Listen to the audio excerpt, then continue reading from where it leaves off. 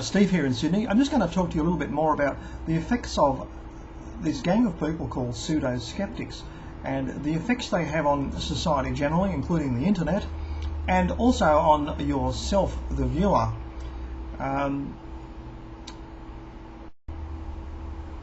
I'll be referring to the little 3-4 minute video where Sheldrake's character is contrasted with that of Mr. James Randi posting in a dog magazine. So I'll just give you a bit of history on the history of magicians, and it starts off with a child called Dullards went to school and the teachers discovered that he was psychic. He could read the minds of children around him in exam rooms, and this was documented over a number of years by his teachers. He went on to become a very successful magician, and he was a genuine psychic and did in fact read many people's minds hundreds of times very successfully. There was never any doubt that he was a true, proven psychic. Needing publicity, he hit upon the ingenious idea of something like we see today in conflict television, getting volunteers up on stage to prove they had paranormal abilities, psychic abilities, etc. He always offered a prize, you see. Now, if you just think for a minute why he would do this. Magician is the master of ceremonies on stage, and no one climbing up on the stage is allowed to upstage the magician, who's supposed to be in control and in charge of everything. So everyone getting up on stage to challenge the magician has to be a loser in the eyes of the audience. So you can see a whole lot of inside trading going on here, and plants in the audience and things like that. Mr. Dullards was asked numerous times, what if you get a genuine psychic and you'll have to pay out the prize? And he always said, no problem. He could always weasel out of it. And he did just that for his whole career, and very successful he was. And this was ironic that he was a proven genuine psychic, continually debunking other people as non-psychic.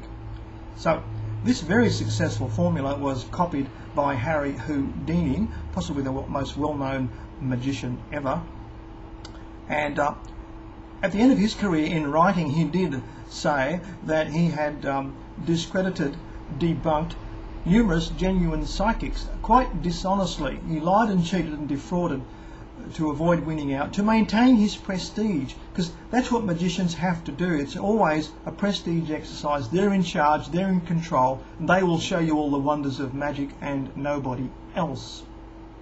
So such a successful formula it was for the first two magicians.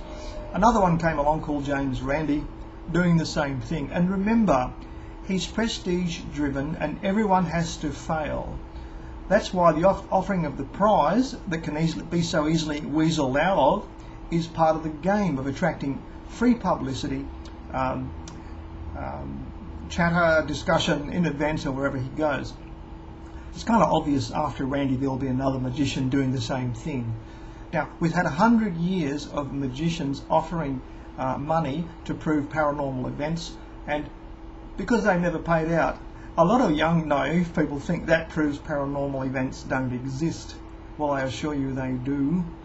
And a lot of ordinary street people have them, and they don't need scientists or magicians to help them figure it out. But young people today think that because James Randi's never paid out, Dullards never paid out, Houdini never paid out, therefore the paranormal doesn't exist. That is a very fallacious and faulty and naive, childish conclusion, but it's so common among pseudo skeptics that we meet on chat lines. Now, this little vignette that shows the different characters of Mr. Sheldrake, the peer-reviewed scientist, and the character of Mr. James Randi, who you subscribe to in this little 3-4 minute video, says much about your own personality, your character, your personal quality, your honesty. And also it says a lot about your selfishness, because you'll see that Mr. James Randi is totally self-serving, utterly selfish. Who would get any benefit from writing a rubbish article in a dog magazine? The benefit is entirely to himself, apparently attempting to gain some free prestige. I don't see what prestige you would find writing in a dog magazine, but that's what he saw there. That's what he was doing, apparently. Mr. Sheldrake is totally opposite. He's utterly selfless. Gets all his data, makes it available on the table, and he invites experts to go through it all. And he is proclaimed to have advanced science. That's what the experts all came out down on the side of. He's made a leap forward. Experts pronounce his hypothesis A-OK, and good enough for now until something better comes along, which is the best science can ever do. But whichever side of this little fence you subscribe to says very much about your own personality. And you might also ask yourself, if you're a pseudo skeptic, subscribing to the Randi side and following everything he does, and what benefit did the Dog Magazine article do for society generally? Can you think of it? What? Did you admire it yourself?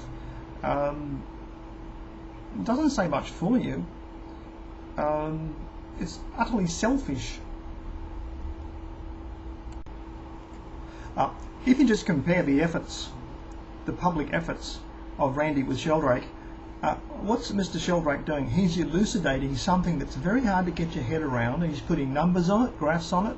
He's showing it to us as objectively as possible that there's an effect there that is real, and admittedly it's damn difficult to measure.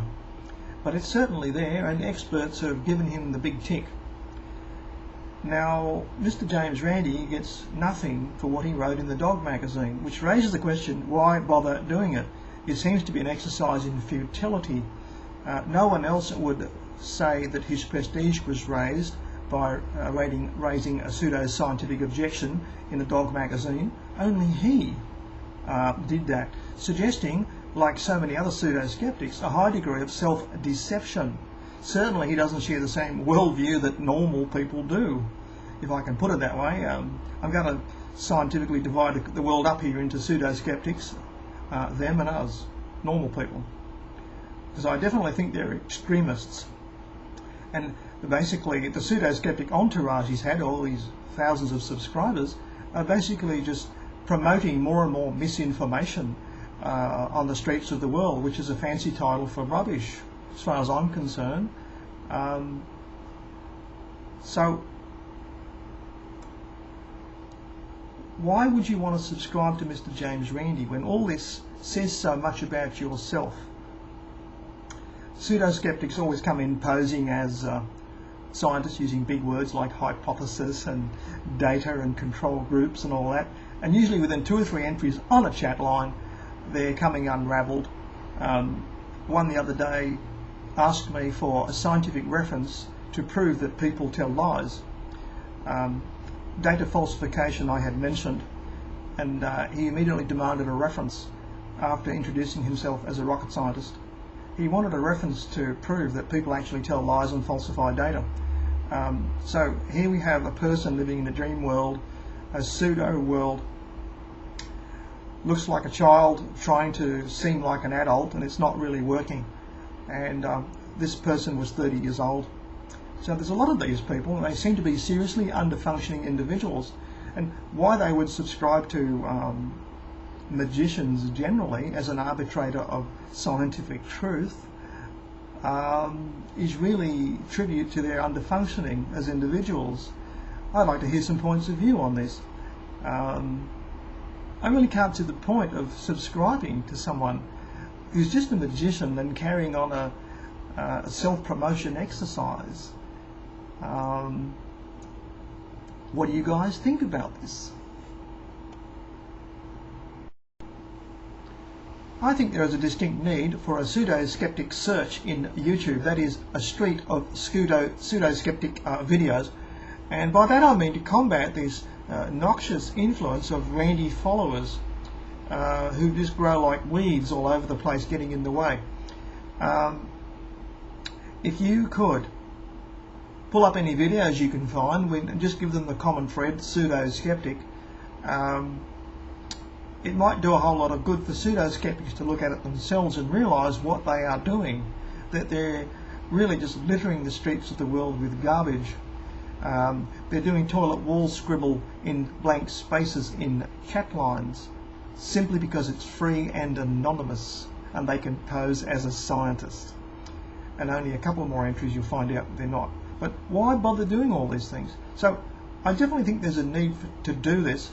And if you can't find any videos and you know something about Randi, then do an opinion piece. Get a webcam and chat for 3 minutes. Say what you know, and we can collect them on Pseudo Skeptics Street. I think it's about time we had a street of influence in YouTube. And what's wrong with wanting a better world and campaigning against mis and disinformation, which is forever generated by pseudo skeptics?